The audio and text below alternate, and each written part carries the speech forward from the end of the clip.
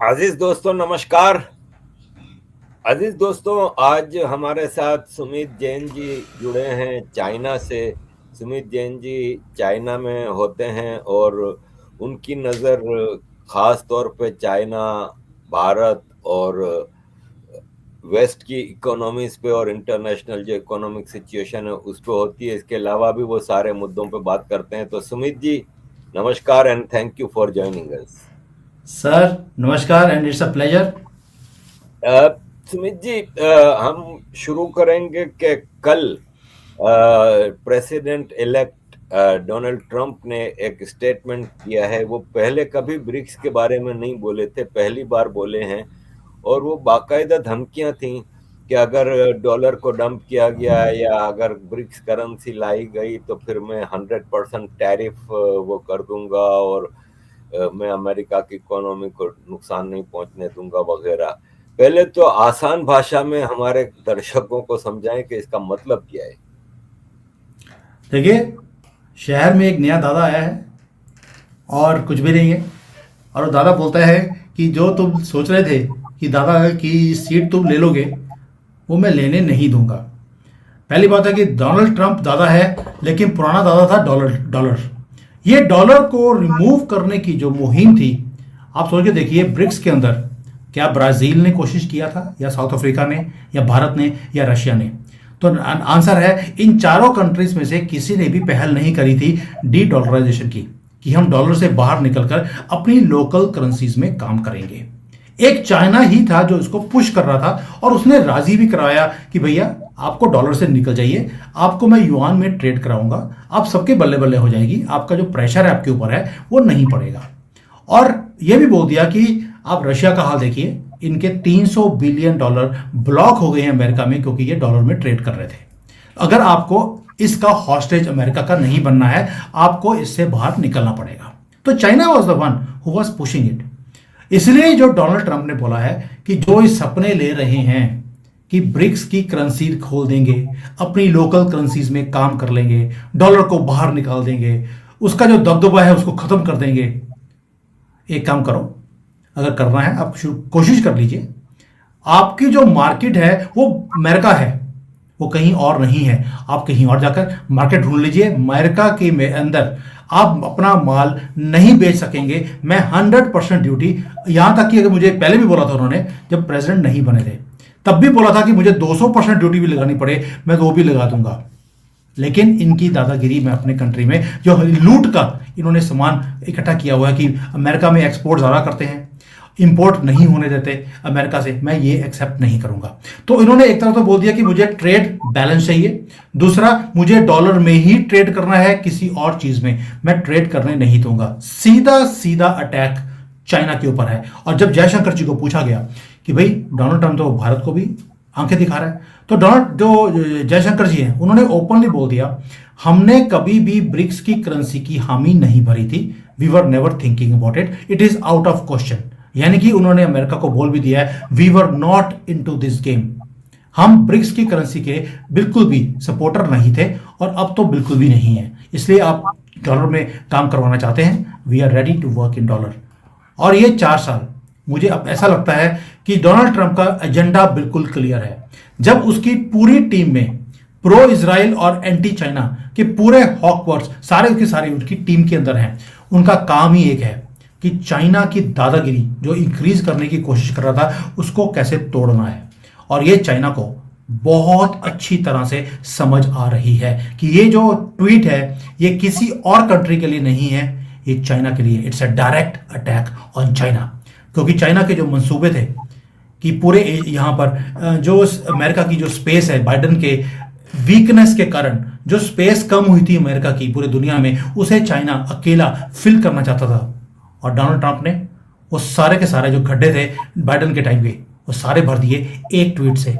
इसीलिए ये नेशनलिस्ट लोग होते हैं, अपने कंट्री के लिए इतना स्ट्रांगली जब वो काम करते हैं, वो सारी पुरानी चीज़ों को वो भुला देते हैं। अब मोदी जी को देख लीजिए, पिछले 10 सालों में उन्होंने, पिछले 65 साल में जो काम हुआ है उससे ज़्यादा काम उन्होंने पिछले 10 सालों में करना शुरू कर दिया। And this is exactly what Donald Trump is going to do in the next 4 years। Sumit ji, आज से 25 साल पहले China was nowhere in international economy, international powers. ठीक है, मिलिट्री पावर थी, लेकिन इकोनॉमी में कहीं 20, 25, 30 साल पहले नहीं थी।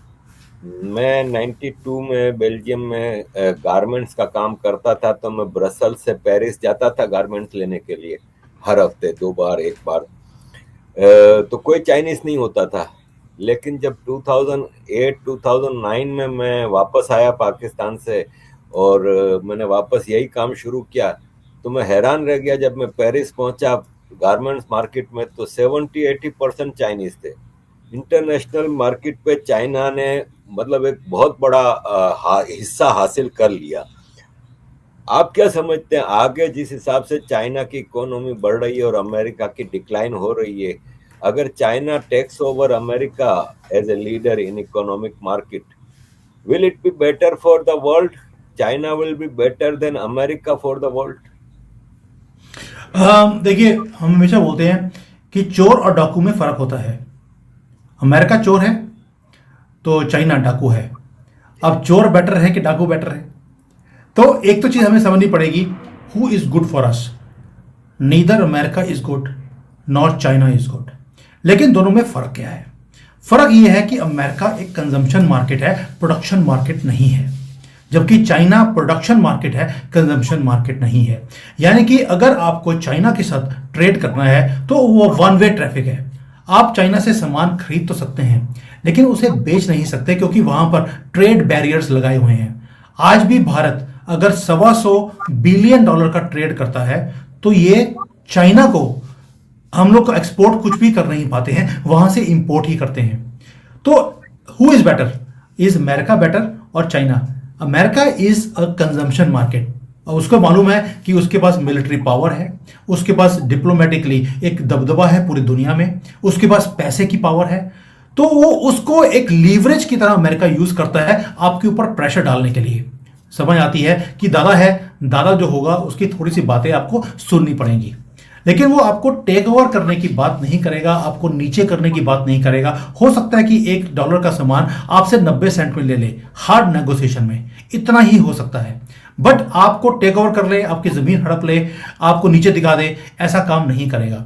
जबकि चाइना का उल्टा है, वो आपसे कुछ भी खरीदेगा नहीं, आपको बेचता रहेगा और आपसे ट्रेड, आपसे पैसे कमाएगा, आपको कमा कर देगा नहीं। और दूसरा, आपको इकोनॉमिकली वीक रखेगा, आपके कंट्री में इंटरफेयर भी करेगा, आपकी ज़मीन को हड़पने की कोशिश भी करेगा। एक तो ये भी हो सकता है कि बदकिस्मती है, हमारा बॉर्डर साथ में लगता है तो इसलिए हम बोल सकते हैं, बट लड़ाई सिर्फ हमारे साथ नहीं है। अगर 16 17 18 कंट्रियां चाइना के साथ लगती हैं, सबके साथ 36 का आंकड़ा है, सबके साथ डिस्प्यूट है बॉर्डर का, सारी कंट्री को लगता है कि सबके पास जो ज़मीन है वो सारी चाइना को ही बिलोंग करती है। तो ये जो चीज़ें हैं, ये चाइना को एक एडवर्सरी बनाता है, एक पार्टनर नहीं बना सकता।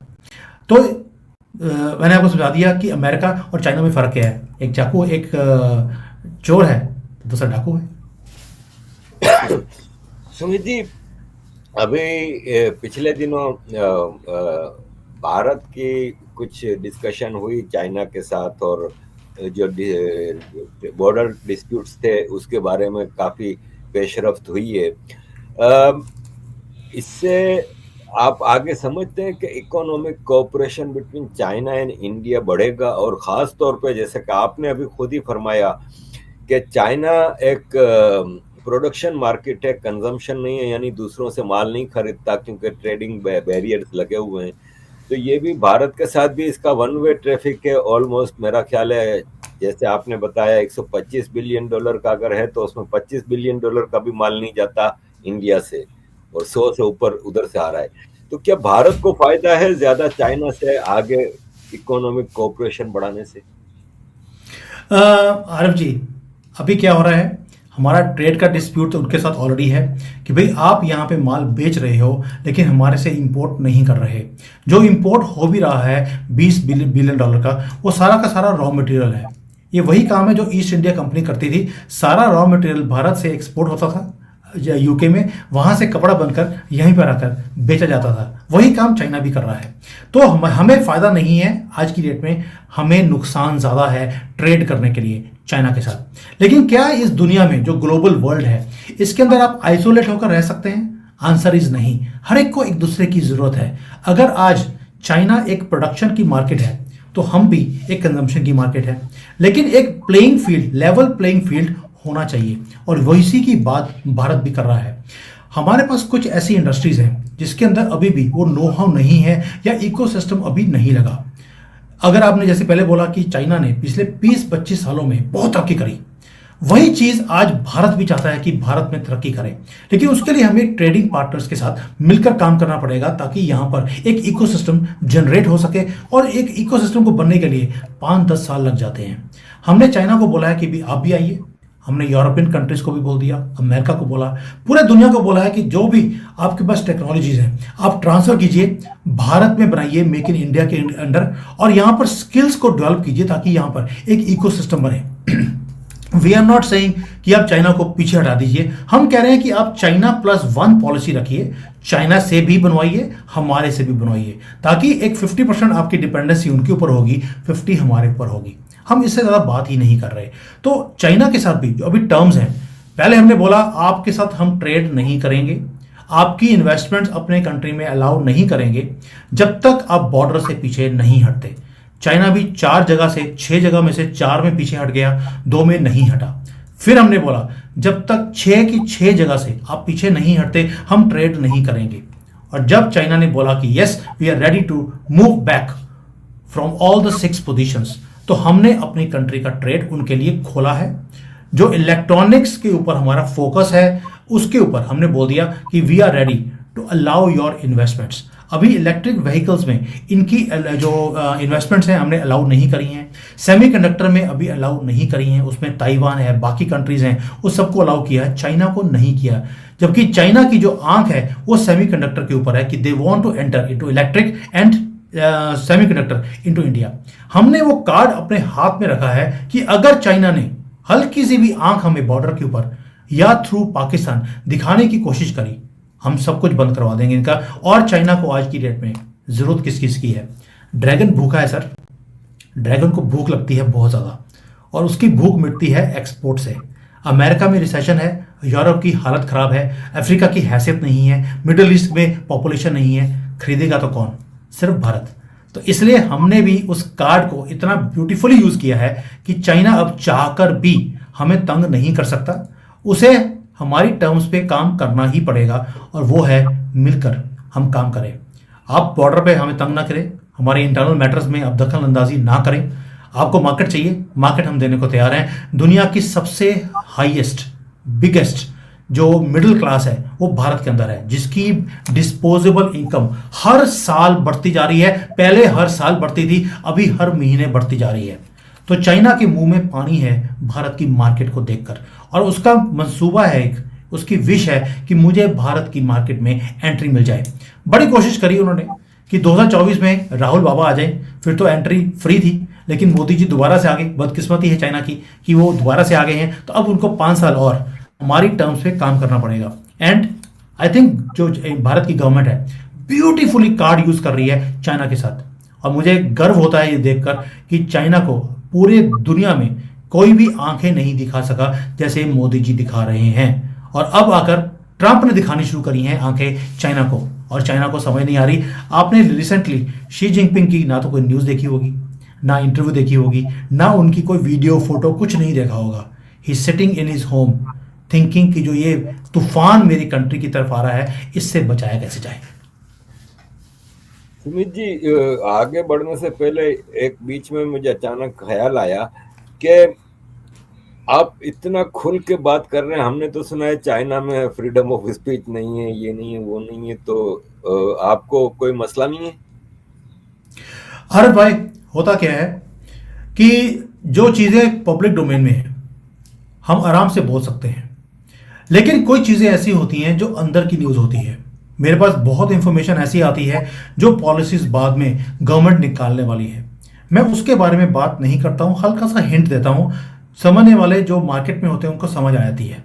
मैं आपको एग्जांपल देता हूं कि 4 months back I made a video on my channel कि जो इंडिया की स्टॉक मार्केट है वो गिरने वाली है।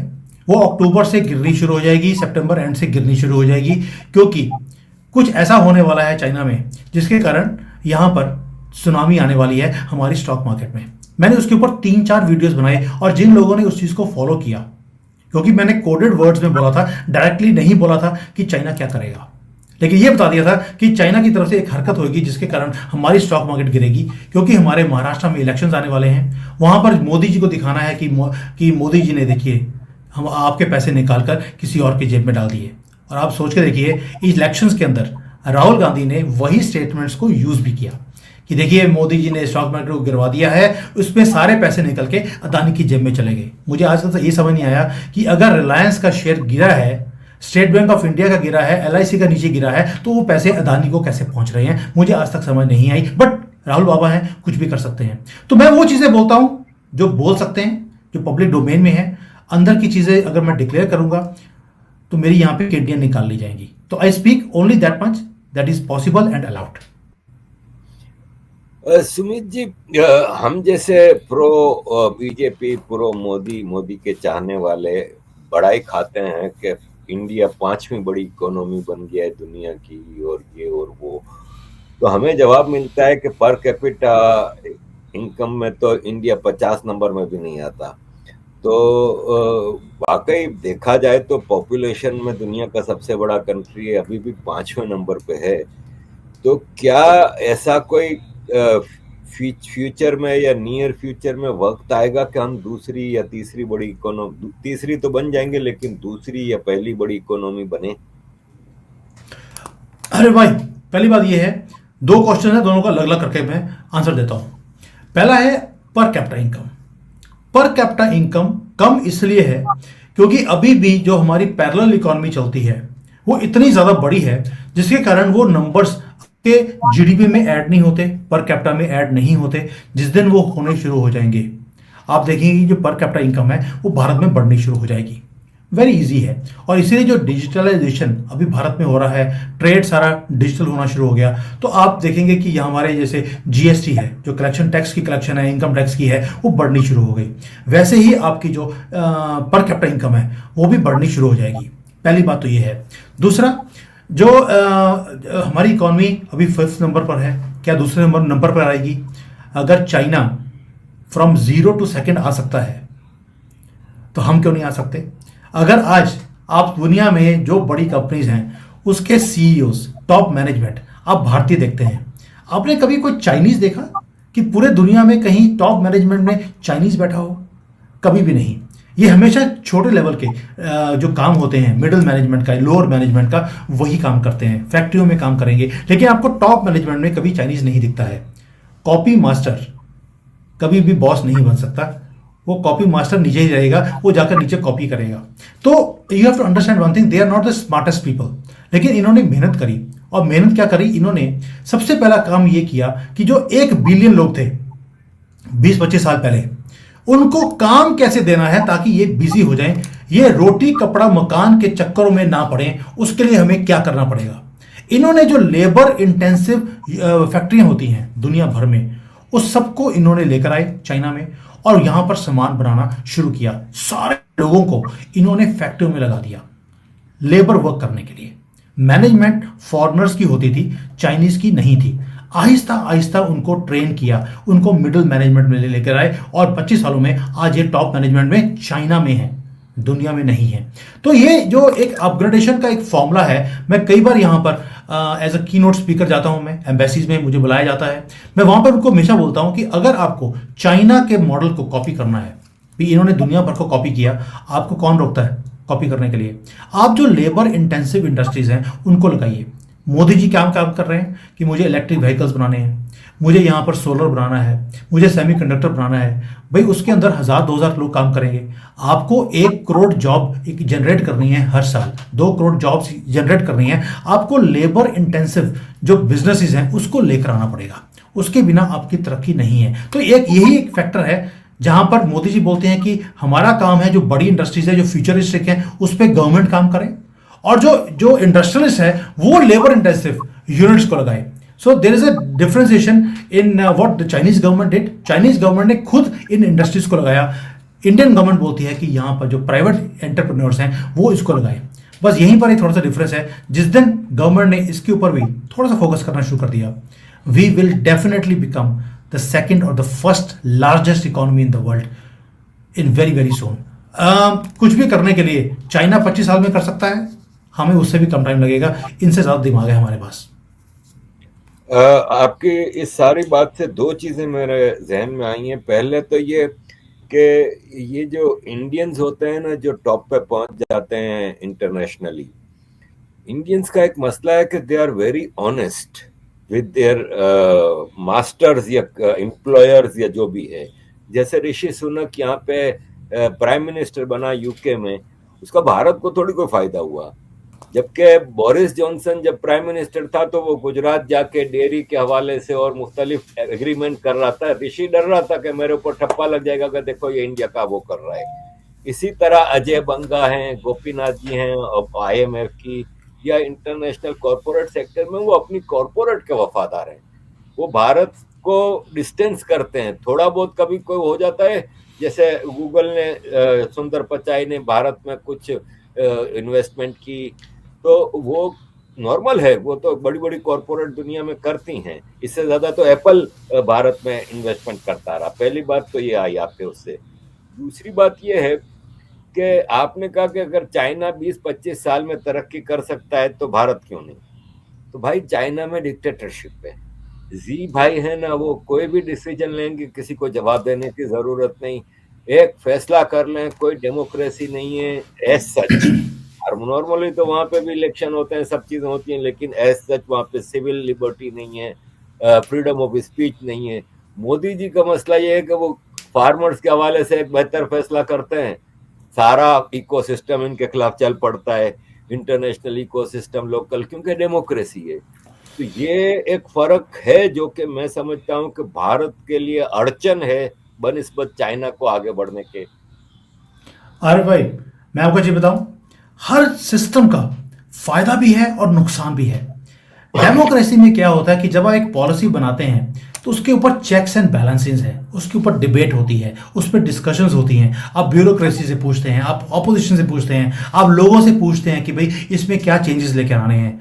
जैसे अभी वक्फ बोर्ड का बिल आया, लेके आने वाले थे, उनको देखा लगा कि गवर्नमेंट को कि इसके अंदर अभी और डिस्कशन की जरूरत है, उन्होंने दोबारा से उसको 3 महीने के लिए डेफर कर दिया। तो यू हैव टू अंडरस्टैंड कि डेमोक्रेसी में ये फायदा भी है। यस, चीजें स्लो होती हैं, लेकिन चेक्स एंड बैलेंसेस के कारण गलतियों के चांसेस कम हो जाते हैं। डिक्टेटरशिप में आपने एक फैसला ले लिया, वो सही है या गलत है वो बाद में पता लगता है। वन चाइल्ड पॉलिसी चाइना ने ही निकाली बिना सोचे समझे। आज देखिए, इनके पास एजिंग पॉपुलेशन है, काम करने वाले लोग ही नहीं हैं, और इनको रिलेशनशिप बनाने नहीं आते, क्योंकि कभी कोई भाई बहन, चाहे ताया चाचा, कभी देखा ही नहीं। तो उनको ये नहीं मालूम कि सोशल बॉन्डिंग क्या होती है, किसी के साथ बात कैसे करनी है, लो कॉन्फिडेंस है, अकेले अकेले रहने का इनको एक जिसको बोलते हैं एक आदत पड़ गई है।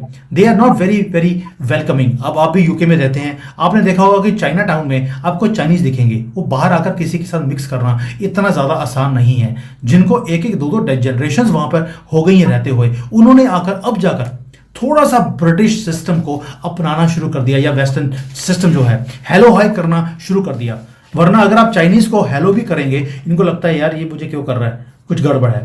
तो क्योंकि सोशल बॉन्डिंग नहीं है, ये सारी जो चीजें हैं, ये एक छोटा सा एक क्रूड एग्जाम्पल दिया मैंने आपको कि यहां पर कई चीजें ऐसी होती हैं कि जो प्रेसिडेंट ने बोल दिया, नीचे कोई क्वेश्चन भी नहीं कर सकता कि सर मुझे लगता है कि कल को जाकर दिक्कत आ सकती है। तो कई पॉलिसीज हैं चाइना की जिसके कारण आज इनकी बुरी हालत है। वो पॉलिसीज जो 20 साल पहले बनाई गई, 10 साल पहले बनाई गई, उसकी प्राइस आज की जनरेशन जो है वो पे कर रही है। और चाइना के अंदर ना तो भगवान है, भगवान को इन्होंने एंट्री नहीं दिया, उसको वीज़ा भी मिलता नहीं है। तो भगवान भी डरता है यहाँ पर आने के लिए, क्योंकि उसको लगता है कि भाई अगर मैं यहाँ पर आया तो ये तो मुझे भी कॉपी करके सड़कों पे बेच देंगे, भगवान भी आता नहीं है। तो अब यहाँ पर जब एक भगवान का सिस्टम नहीं है, कोई फॉल बैक अरेंजमेंट नहीं है, भाई बहन नहीं है, ताया चाचा नहीं है, किसी के ऊपर ट्रस्ट नहीं करते ये लोग, बात किसी से करते नहीं है। तो जब ये आज इकोनॉमी डाउन है, अनएम्प्लॉयमेंट बढ़ती जा रही है, बिजनेसेस बंद हो रहे हैं, एक मायूसी का माहौल है, लोग क्या करेंगे? यहाँ पर अब खुदकुशी बढ़नी होगी शुरू हुई है। यहाँ पर लोग डिप्रेशन में चले गए हैं। भारत में तरक्की नहीं है, मैं मानता हूँ तरक्की के रास्ते पे है, लेकिन वहां पर एटलीस्ट डिप्रेशन नहीं है। अगर किसी को दुख दर्द होता है वो जाके मंदिर में, मस्जिद में, कहीं भी जाकर वो अपना पूजा पाठ करेगा। उसको लगता है कि भगवान को बता दिया, वो अपना देख लेगा। चाइना के पास कोई भी फॉल बैक अरेंजमेंट नहीं है। यहाँ पर अगर पेरेंट्स को भी पूछा जाए कि भाई, बच्चा जाता है पेरेंट्स के पास कि पापा मुझे ये प्रॉब्लम है, मुझे जॉब नहीं मिल रही, तो उसके वो बोलते हैं हमारा काम था तुम्हें पढ़ाने का, तुम्हें पढ़ा दिया, आगे तुम्हारी मर्जी, तुम देखो क्या करना है। That means there is no fall back arrangement in the system. और ये सारी चीजें चाइना में हुई बिकॉज ऑफ डिक्टेटरशिप। और ये अब आप बोलेंगे कि यस तरक्की करी है चाइना ने economically, what about other things, उसमें बहुत वीक है ये। और ये डिक्टेटरशिप का एक फॉल बैक अरेंजमेंट भी है, फॉल बैक आउटकम भी है। अब आपने सही कहा कि डेमोक्रेसी में चेक एंड बैलेंस होता है, लेकिन भारत में तो डेमोक्रेसी मतलब इलेक्शन होते हैं, सब कुछ है, लेकिन जो ऑपोजिशन में इस वक्त पॉलिटिकल पार्टीज हैं, डायनास्टिक पार्टीज, वो चेक एंड बैलेंस थोड़ी करती, वो हर अच्छी चीज की भी मुखालफत करते हैं। हर वो चीज जो भारत के फैसले उसमें है, तो ये चेक एंड बैलेंस नहीं है, ये इंटरनेशनल इकोसिस्टम। तो भारत को डेमोक्रेसी का ये नुकसान है। मैं चाइना पे आता हूँ। दो सवाल हैं चाइना के हवाले से। एक तो ये कि हम बाहर बैठ के ये सुनते हैं, पढ़ते हैं कि चाइना का इकोनॉमिक बबल फटने वाला है। कह रहे हैं कि चाइना का इंटरनल बैंकों से जो डेट है वो हद से ज़्यादा बढ़ गया है। दूसरा वो ये कह रहे हैं कि चाइना ने बहुत ज़्यादा इन्वेस्टमेंट की है रियल इस्टेट में, और इतने घर बना लिए हैं कि पूरी दुनिया के लोग वहाँ पे रह सकते हैं, खाली पड़े हैं, और अब वो बोझ बन गया है। ये दो चीज़ों के बारे में ज़रा हमें आगाह देखिए, कुछ इंफॉर्मेशन सही है और कुछ में थोड़ा सा मैं आपको एक्चुअल सिचुएशन बताता हूँ। रियल एस्टेट में चाइना ने इन्वेस्ट किया, इसमें कोई शक नहीं है। आज की डेट में 5.5 करोड़ घर यहाँ खाली पड़े हैं, जो कंस्ट्रक्शन हो गई लेकिन उसमें कोई रहता नहीं है। अब ये रीज़न क्या है?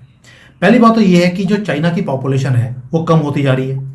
तो चाइना की पॉपुलेशन कम होने के चक्कर में अब नया बायर आएगा कहाँ से? इन्होंने इवन की 2 चाइल्ड 3 चाइल्ड बच्चे भी अब कर सकते हैं, लेकिन लोगों को अब आदत पड़ गई है एक बच्चे की, अब वो 2 बच्चे 3 बच्चे के ऊपर जाते नहीं हैं। दूसरा, जो कॉस्ट ऑफ लिविंग है इतनी ज़्यादा बढ़ गई है कि अब बच्चों को सस्टेन करना, उनको पालना मुश्किल होता जा रहा है, क्योंकि इनकम्स भी कम है। और तो ये 2 रीज़न है जिसके कारण आगे प्रॉपर्टीज नहीं बिक रही। पहली बात ये, ऊपर से ओवर प्रोडक्शन भी है। लेकिन चाइना के अंदर एक फॉर्मूला भी है कि जैसे कई आपने सुना होगा कि घोस्ट सिटीज़ हैं, कि जो बड़े शहर थे उसके साथ में एक और सिटी खड़ा कर दिया, उसमें एक भी आदमी रहता नहीं है। तो चाइना कई चीज़ें ऐसी हैं जो लॉन्ग टर्म के लिए करता है। लॉन्ग टर्म का भी सिस्टम क्या है कि जो चाइना वॉल थी, आपने देखा ग्रेट वॉल ऑफ चाइना आपने सुना होगा, उसको बनाने में 3500 साल लग गए। यानी कि 3000 साल पहले किसी ने एनविजन किया कि ऐसी वॉल होनी चाहिए जो हमें दुनिया से काट कर रखे, ताकि हमारे ऊपर अटैक ना हो सके। 3000 साल सर, कितनी जनरेशन लग गई उसको काम करने के लिए। तो ये लॉन्ग टर्म विजन है इनका, जिसके ऊपर काम करते हैं। इन्होंने 10, 15, 20 साल पहले एक चीज नोट करा कि जो बड़ी सिटीज हैं उसको सस्टेन करना इम्पॉसिबल हो जाएगा। हमारी बड़ी सिटीज बहुत बड़े लेवल पर हो गई हैं। 150-200 किलोमीटर का तो विड्थ होता है एक एक सिटी का, इतना बड़ा साइज है यहाँ की सिटीज का। तो उन्होंने उस सिटी से 40, 50, 100 किलोमीटर दूर जाकर एक घोस्ट सिटी बना दिया। उसके अंदर मेट्रो है, एयरपोर्ट है, आपको हर चीज मिलेगी, मॉल तक हैं, शॉपिंग मॉल्स हैं, रेजिडेंशियल हाउसेज हैं, सब कुछ है। अब इन्होंने क्या किया, जो बड़ी सिटीज हैं, बड़ी सिटीज में अगर देखा होगा आपने कि एक तो जो रेलवे स्टेशन होता है वो हमेशा सिटी के सेंटर में होता है, क्योंकि रेलवे स्टेशन बस स्टैंड के आसपास ही पूरी सिटी डेवलप होती है। इन्होंने सबसे पहला काम किया, उस स्टेशन को निकालकर सिटी से बाहर ले गए, ताकि वहां पे जो कंजेशन है वो कम होगा। दूसरा, कई डिपार्टमेंट ऐसे होते हैं गवर्नमेंट के जो कि एसेंशियल नहीं होते कि सिटी के अंदर हो, वो सिटी के बाहर भी हो सकते हैं। तो उन्होंने उनको बोला कि भाई घोस्ट सिटी है, हमने ऑफिस को वहां ट्रांसफर कर दिया है, you have to go there. जो गवर्नमेंट का आदमी होता है वो मना नहीं कर सकता, वो घोस्ट सिटीज में जाकर रहना शुरू कर दिया। फिर इन्होंने जो यूनिवर्सिटीज हैं जो सिटी के अंदर है वो भी जो यूनिवर्सिटीज़ होती हैं जनरली, जो पुरानी यूनिवर्सिटीज़ सिटी के सेंटर में होती हैं, उनको भी घोष सिटी में ट्रांसफ़र कर दिया। तो जो कंजेशन था सिटी के अंदर वो कम हो गया, और जो घोष सिटीज़ हैं उसमें 20-25% आवाजाही शुरू हो गई, वहाँ पे लोगों ने रहना शुरू कर दिया। तो कई सिटीज़ को इन्होंने कन्वर्ट भी कर दिया है। So there is a plan on which China is working. Yes, their plans are not working according to their original plan, क्योंकि पॉपुलेशन इतनी कम हो जाएगी इन्होंने कभी सोचा नहीं था। But they are now shifting the things slowly and slowly to those places. तो एक तो ये हो गया कि yes, their houses are too much, लेकिन उसको प्लान भी है, उसको पूरा भरना कैसे है, और कंट्री के अंदर टाइम लगता है।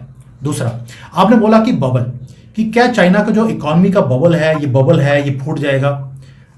मैं आपसे सिंपल क्वेश्चन पूछता हूं, श्रीलंका दिवालिया हो गया, बैंकरप्ट हो गया, क्या श्रीलंका टूट गया? ना, उसका कुछ नहीं है, it is still going on as it is. सिर्फ बैलेंस ऑफ पेमेंट्स का चक्कर है। अफगानिस्तान का ट्रेड पूरे दुनिया में नहीं है, कुछ भी वो उगाते नहीं है। क्या अफगानिस्तान टूट गया? क्या वहां पर लोग सड़कों पे भूखे मर रहे हैं? तो आंसर है नहीं, ये ऐसा ही चलता है। चाइना का बबल है, फूट भी जाएगा तो चलता रहेगा, लेकिन जो बड़ी किश्ती है, बड़ी किश्ती को डूबने के लिए भी 5-10 साल लग जाते हैं। यूएसएसआर इतना बड़ा सुपर पावर था, जब वो दिवालिया हुआ उसके टुकड़े हो गए, लेकिन आज रशिया वहीं पर खड़ा है, आज भी अपने आप को सस्टेन कर रहा है इतने टुकड़े होने के बाद भी। तो ये बड़ी कंट्रीज हैं, उनके जो बबल्स हैं ये अंदर की बातें हैं, बाहर से हम कुछ भी बोल सकते हैं। Yes, their debt is 360% of their economy.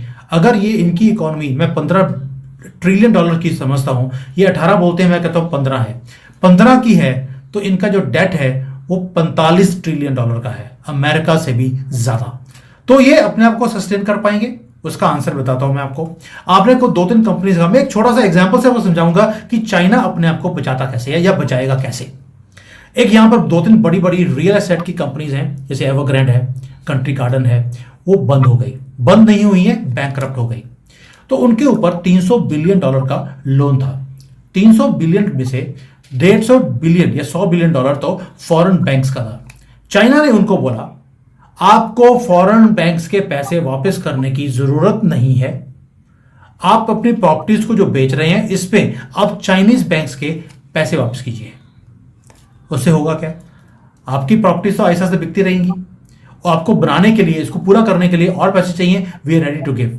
लेकिन उससे पहले जो आपकी महंगी प्रॉपर्टीज हैं, जो ऑलरेडी बेच चुके हो, आज भी आपके पास है, इनको बेचिए, और वो जो पैसा आएगा उससे जो अनफिनिश्ड प्रॉपर्टीज हैं उनको पूरा कीजिए और बैंकों के पैसे वापस कीजिए।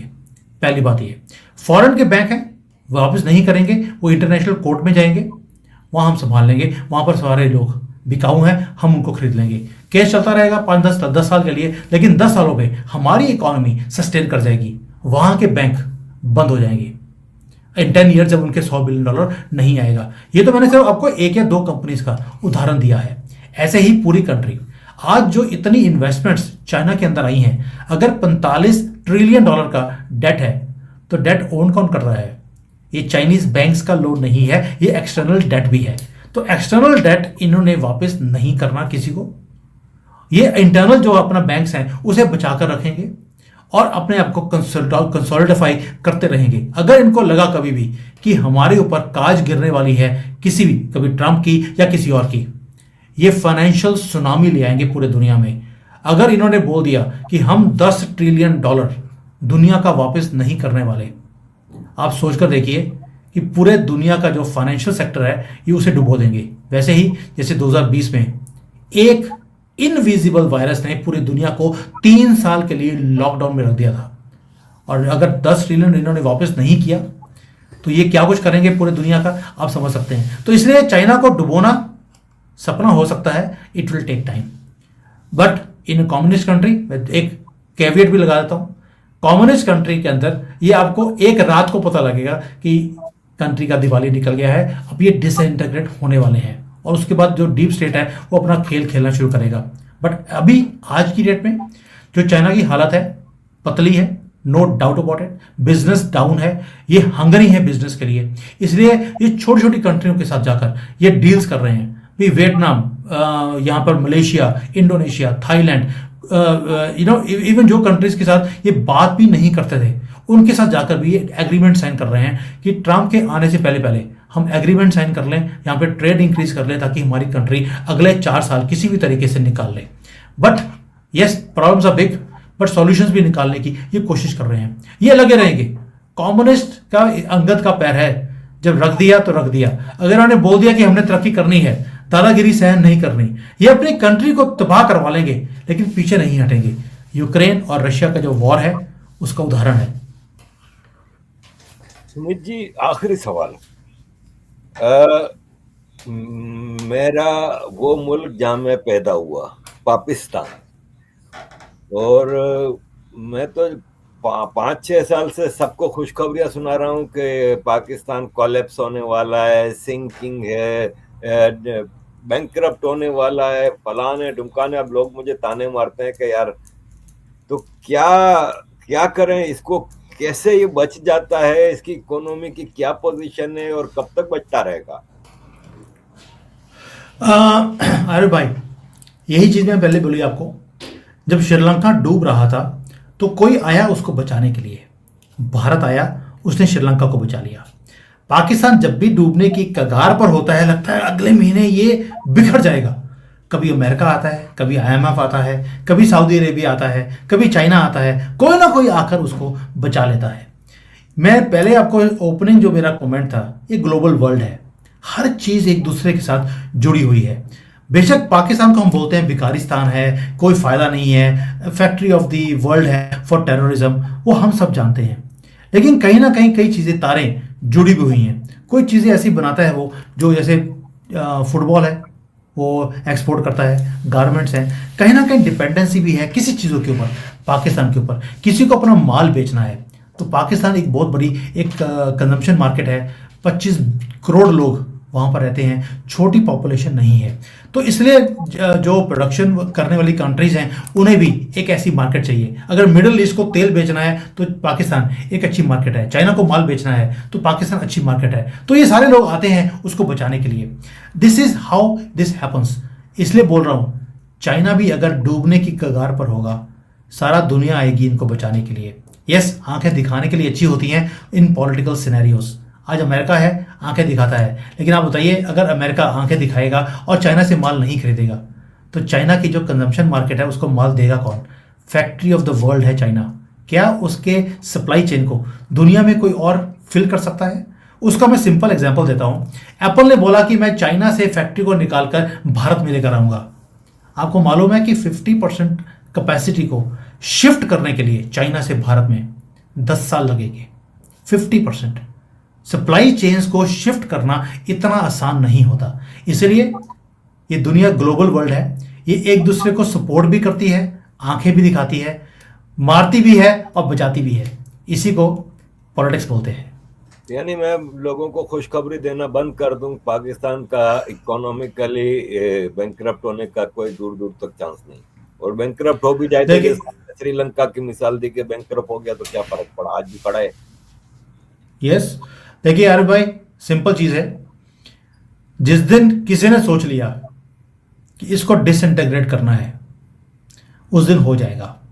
और ट्रंप, मोदी, पुतिन और नेतन्याहू, इसके ऊपर बोलने की जरूरत नहीं है। यानी अब ट्रंप भी ज्यादा दूर नहीं, एक बार ट्रंप साहब आ जाएं, अपने सारे कार्ड्स खोल तो रहे हैं, अपनी टीम बना लिए, टैरिफ के हवाले से स्टेटमेंट दे रहे हैं। ट्रंप साहब आ जाएं, अपने सारे कार्ड्स खोल लें, क्योंकि उनको पता है कि उनके पास 4 साल हैं, 8 साल नहीं है। तो इसलिए इनको जो करना है 4 साल में करना है। तो वो रेडिकल सर, 4 साल में वो 40 साल का काम करने वाला है, ये गारंटेड है। और ये भी बता दूं आपको मैं कि उनके मोदी जी के साथ, मैं भारत के साथ नहीं बोल रहा, मोदी जी के साथ कैसे टर्म्स हैं, नेतन्याहू के साथ कैसे टर्म्स हैं, ये नाम 4 मैंने आपको लिए हैं। चारों नेशनलिस्ट हैं, चारों के चारों एक चीज के लिए माने हुए हैं, ऑल 4 ऑफ देम, कि जो हिस्टोरिकल प्रॉब्लम्स हैं इनकी कंट्रीज में, उसको कैसे सॉल्व करना है वो जानते हैं कि प्रॉब्लम कहां है।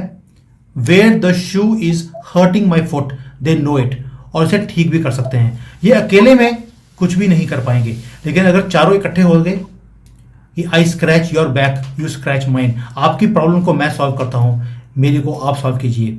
कुछ चीजें ऐसे ही वक्फ बोर्ड का बिल अगर 20 जनवरी से बाद में आएगा, जो कि हमारा 1 फरवरी को हमारा बजट सेशन होता है, उसके अंदर आएगा। आप सोच के देखिए, 20 जनवरी को ट्रंप ने प्रेसिडेंट बनना है, उसके बाद वक्फ बिल को लाया जाएगा। इसलिए बोल रहा हूँ, ये 4 साल में 40 साल का काम करना है, और ये 4 लोग दुनिया के काया पलटने वाले हैं। आप 20 जनवरी के बाद बेधड़क होकर आप बोल सकते हैं कि पाकिस्तान का दिवालिया निकलने वाला है, और ये डिसइंटीग्रेट होगा, और ये होकर रहेगा। दैट्स गुड न्यूज जो कि आपने दी है। तो सुमित भाई, थैंक यू वेरी मच भाई, आपने टाइम निकाला। और मतलब ये जो जानकारी आपसे मिलती है वो हर जगह से नहीं मिल सकती। पॉलिटिकल तो हर आदमी इस वक्त पॉलिटिकल ऑब्जर्वर बना हुआ है, लेकिन ये इकोनॉमिक के हवाले से तो thank you very much Sumit भाई, थैंक यू। सर, अरे भाई शर्मिंदा ना करें, thank you so much, it's my pleasure. Okay ji, नमस्कार। नमस्कार।